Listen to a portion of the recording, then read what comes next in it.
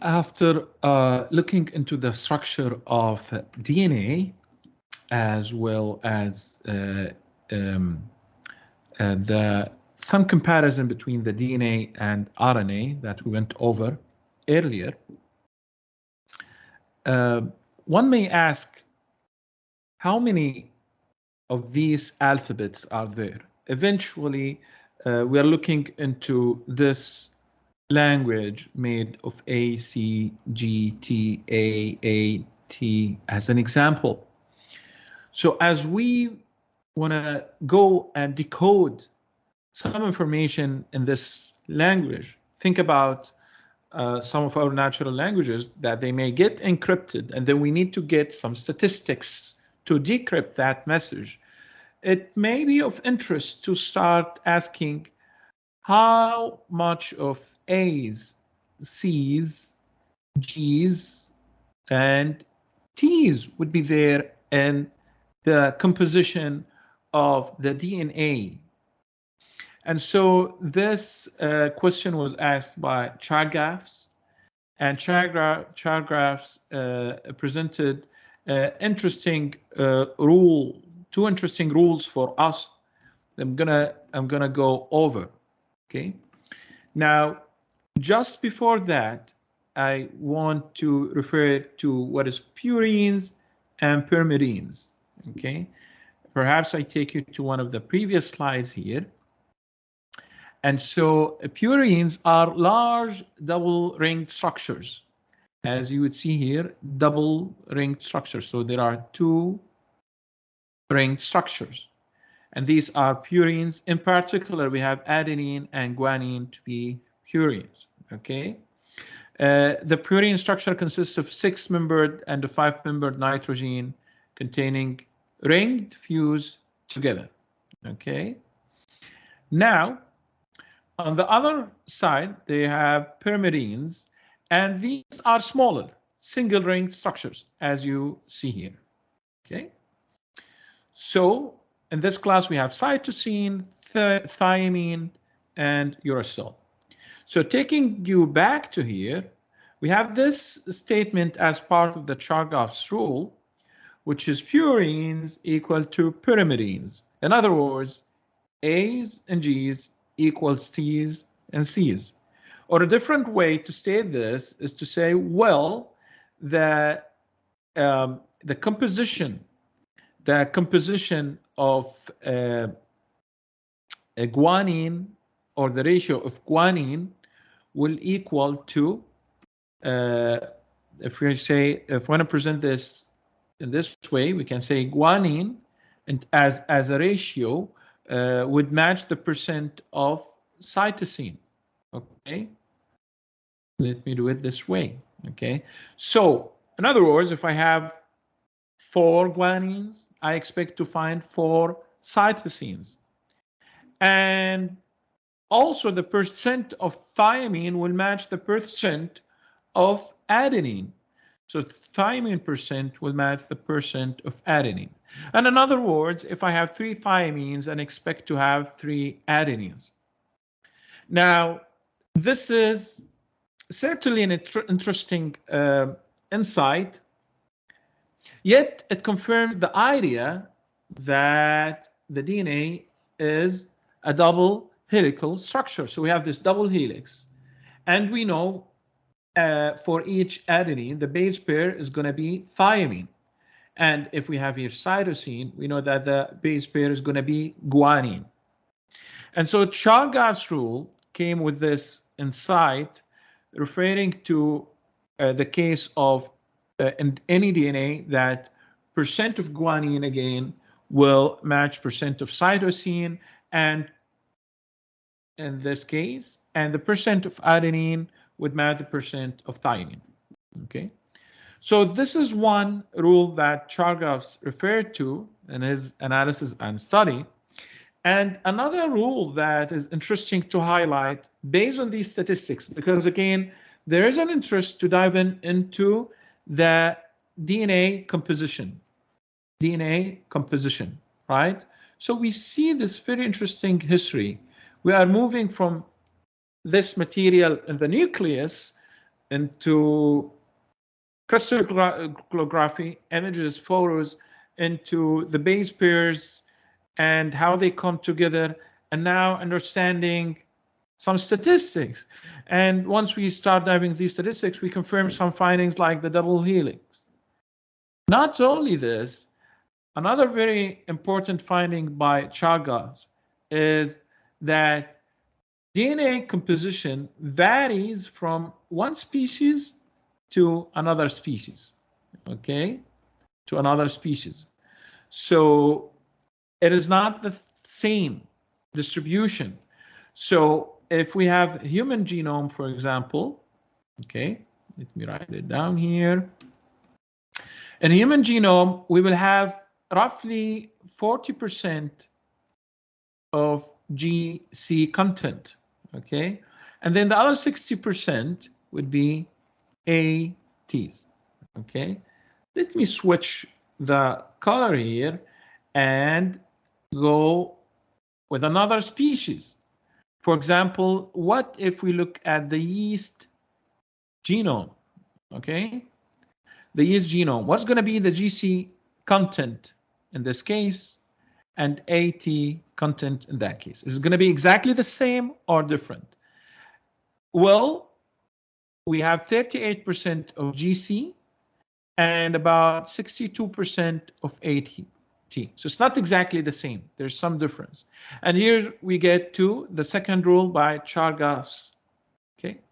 And another thing I want you to get your attention to as we look into this slide is about the bonds and the base pairs that we have in front of us.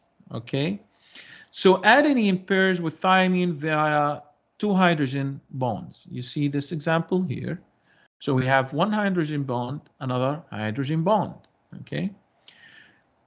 Guanine links and binds to cytosine through not 2, 3 hydrogen bonds. So instead of 2, we have 3 hydrogen bonds, okay? As you would see here in this structure, okay? Which is gonna raise an interesting question. Which base pairs have the strongest bond?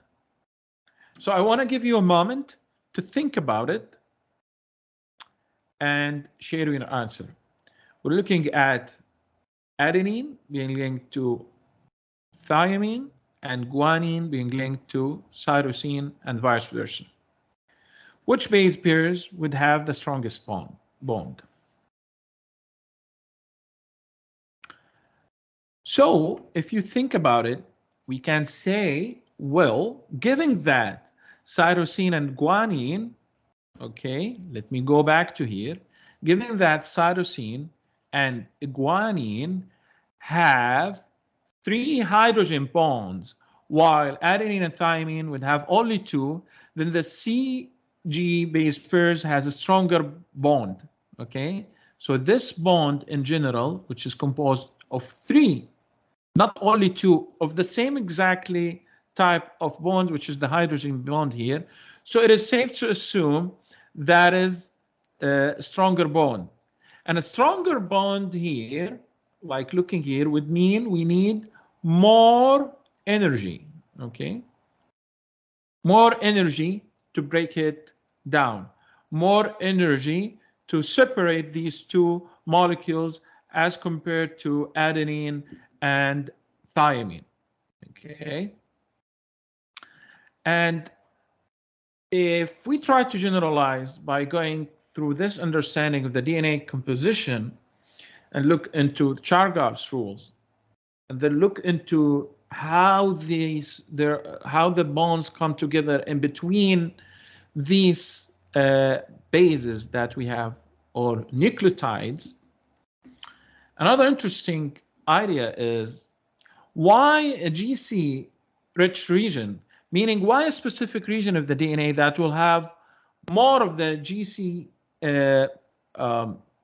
content might affect accessibility. So think about it, and just for the sake of discussion, assume that we have some DNA, okay? And in this specific region, we have, okay, lots of C's here, which means the complementary bases here are going to be lots of G's, okay? In such a specific area where we have some bindings here, and here's going to be another G, which is also another G here, another C, but here we have A, T, A, okay, and T. So in that case, we can see that we have high percentage of GC content, okay, GC content. Now, such a region of DNA can impact the DNA molecule in different ways, okay? First of all, these are GC-rich regions, okay? These regions with more GC base pairs are more tightly bound and harder to separate than as compared to another region that would be AT-rich region, okay? And that is given the fact that we have 3 hydrogen bonds connecting each single G and C. So it is stronger than AT bond. And not only this, we have more of this G and C, okay? So this would impact processes in the DNA, like DNA replication, okay? Replication. And this may also affect transcription, okay? Something we'll look into as we study the central dogma shortly. And polymerase chain reactions. Those are the kind of technique used to separate 2 strands of DNA, PCR, which is also coming in future in a future lecture. So here we kind of start to see, okay, that's makes sense in such areas with high GC and rich content. Sometimes actually they refer to this as CPG islands, okay, where there are many GC rich sequences, especially in areas as we refer to GPC islands that are part of the promoters of a gene, okay? And here it might worth just a quick reference to DNA methylation. Usually DNA methylation is a process that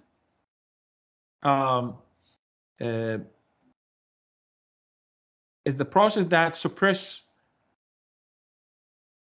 gene expression, okay? For short, suppress gene expression, okay? So this methylation, which usually represses gene expression in different ways, are these areas of methylation that usually represses gene expression. They can do this either directly by inhibiting the binding of transcriptional proteins, okay, or by recruiting proteins that modify the chromatin structure, which we're going to look at next, okay, to a more closed configuration. So overall, these CPG islands that are linked to DNA methylation, okay, because they are GC-rich sequences, are very important to regulatory proteins and for the regulation processes in the of genes, as given the fact that they are connected to DNA methylation. Okay, and there are more areas and discussions that would highlight that, you know, these areas with more GC content, giving the energy and the frequency of these sequences, they are stronger. Okay, they are stronger, and they can significantly impact the structure both the structure and function of DNA. Okay. So now we get into also some consideration here of the different forms of DNA. Okay. So this is the A form of DNA. It is, as you see, it is more tightly compacted here as compared to the B form. And these are two forms that we see for the DNA. Okay. And another thing is, I think, let me take you here to remind you about that interesting photo that was made by Franklin. That is photo 51. Okay, photo 51 that we discussed earlier. That was for came for form B form of the DNA. And why do we have these forms? These different forms, they depend on the different conditions, okay, of and the surrounding conditions of the DNA. At certain given certain conditions, the DNA might be at A form, B form, or Z form. Okay. Another thing about these forms that we might be interested to know that Z form is left-handed, okay, as compared to those which are right-handed. Now, what you see here is, what if we dive in and want to know some of the measures regarding the distances here. So one of the measures that we can look into, and it is commonly used to refer to such distances at this small scale, what's called angstrom, okay? Angstrom or A, angstrom or A, and this equal to 0.1 nanometer, okay? Micrometer, okay? Micrometer, okay?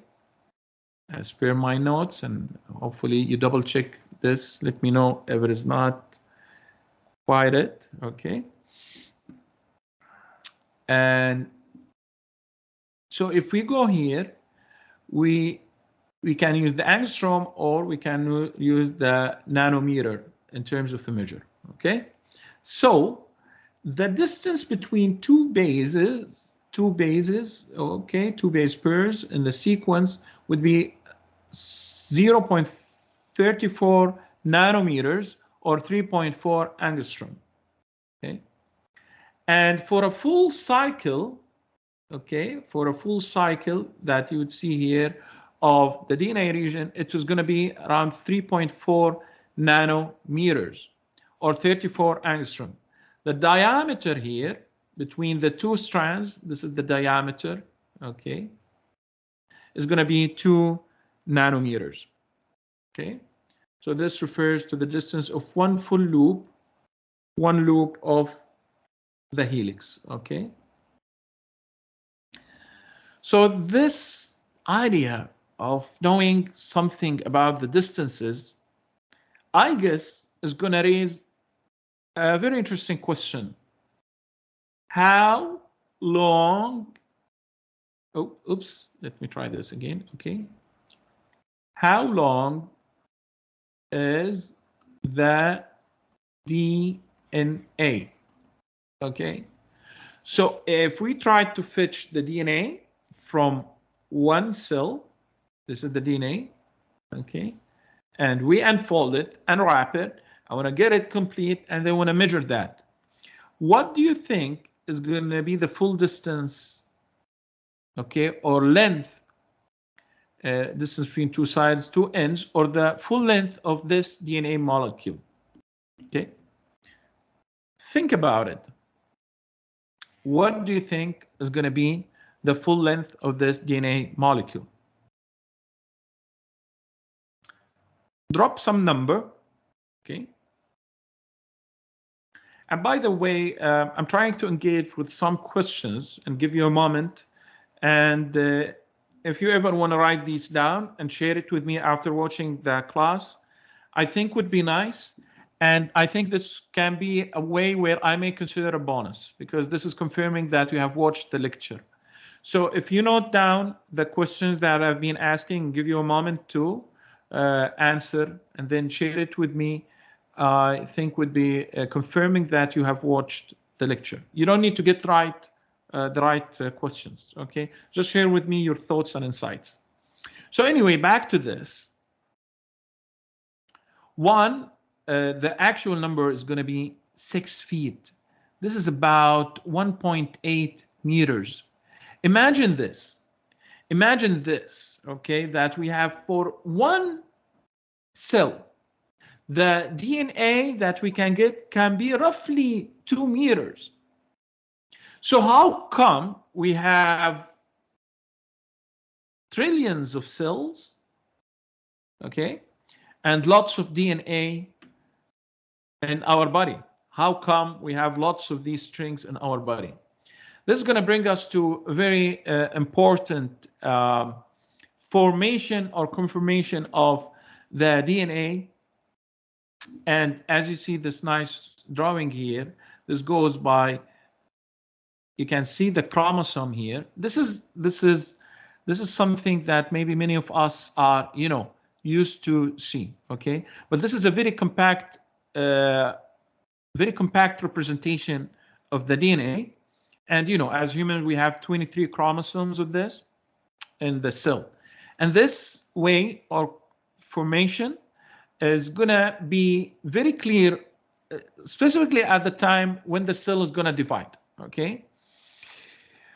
So if we want to go inside and try to stretch this, we will see that there are lots of foldings here, and you can see some measures here. And let's keep unfolding and zooming on. We start to see here, oh, there are these rounds and rounds. And then eventually we get to these very interesting components. Specifically, we're looking at the nucleosome, which is made of 8 histone molecules.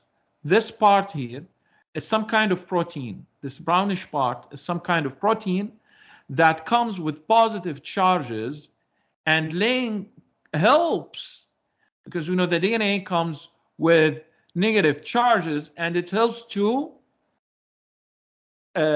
bring together the strands of the DNA, the double helix, and start folding it around these histones, okay? And this is a very,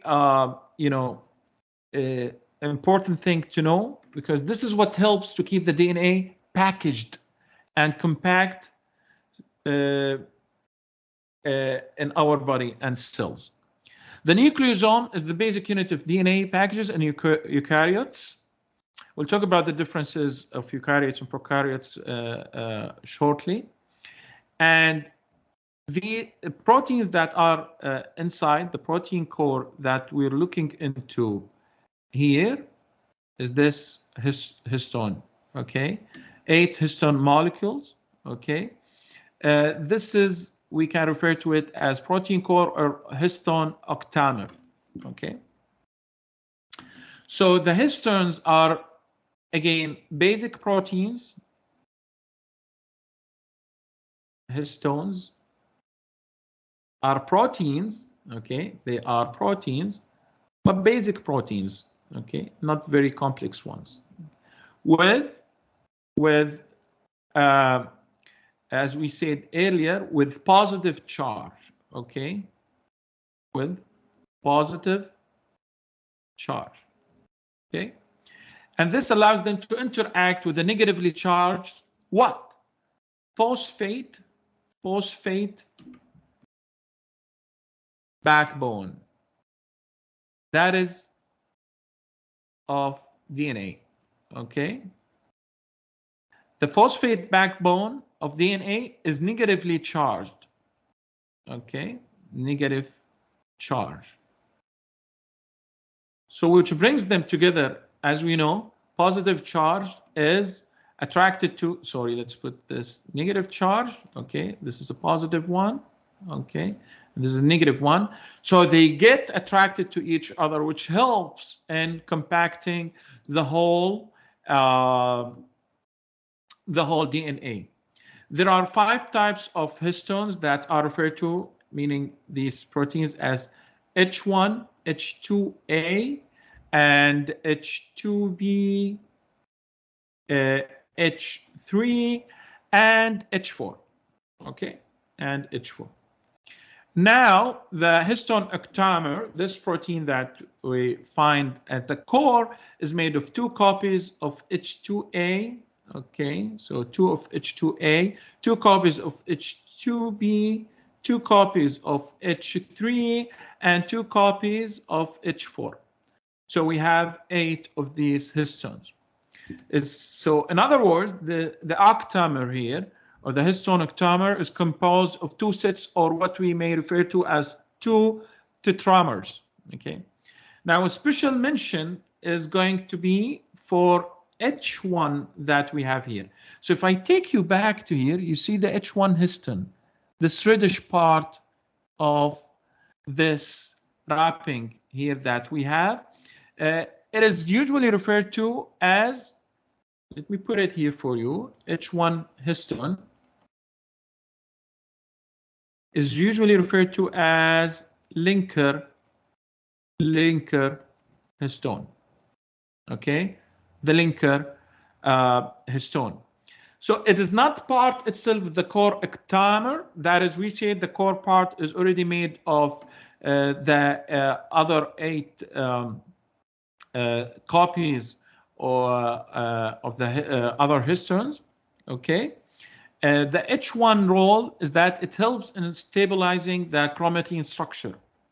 This structure that we have here for folding, it helps in stabilizing that by binding to the DNA.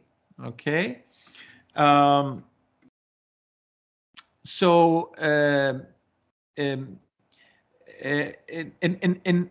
a different way, if we consider the DNA as beads on a string, okay, then the nucleosomes would represent the beads, and the DNA in between them is the string. Okay, so this is an interesting way to see it. Okay, so the beads with the nucleosomes are going to represent these nucleosomes. Okay, we just represent the beads. Okay, and the DNA in between them is just the string that is going through. So very interesting. Also dive into know the chromatin, the DNA, and the different compositions of that that we deal with.